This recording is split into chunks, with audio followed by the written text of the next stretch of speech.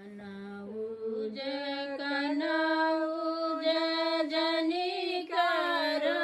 बाबा रे कनौज देश बड़ी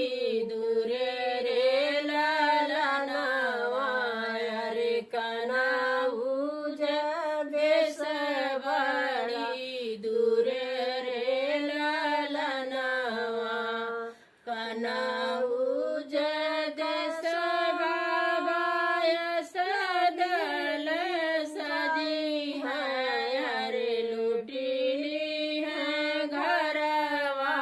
दुआर रे ललनवा रे लुटी है घरवा दुआर रे ललनवा दुआरा पे लुटी है बाबा गैया से भाई सिया रे औरो से चंचल घोड़ा रे ललनवा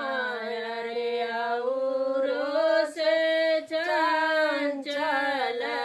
घोड़ा रे ललनवा रे औरो से चंचल घोड़ा रे ललनवा घरवा में लुटी है बाबा साली सार हजिया रे कोहबर में कन्या कुंवारे रे ललनवा रे कोहबर में कन्या कुंवारे रे ललनवा रे कोहबर में कन्या कुंवारे रे ललनवा काऊ करन के बेटी गैया से भाई सिया रे काऊ करन के चंचल घोड़ा रे ललनवा रे काऊ करन के चंचल घोड़ा रे ललनवा रे काऊ करन के चंचल घोड़ा रे ललनवा काऊ करन के बेटी साली सार हजिया रे काऊ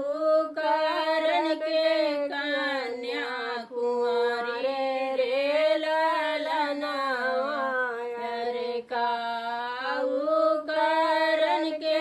कन्या कुंवारे रे ललनवा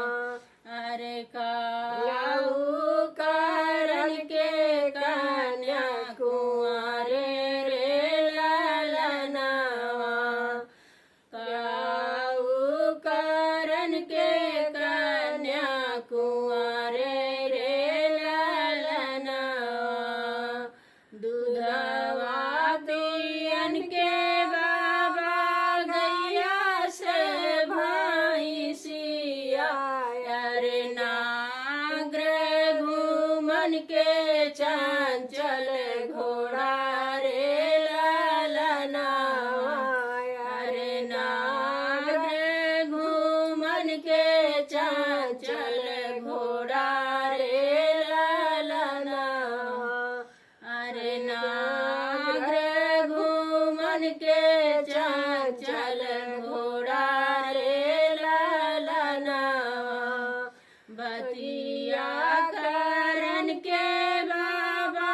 साली सार हजिया रे बेलसल के कन्या कुंवारे रे ललनवा रे बेलसल के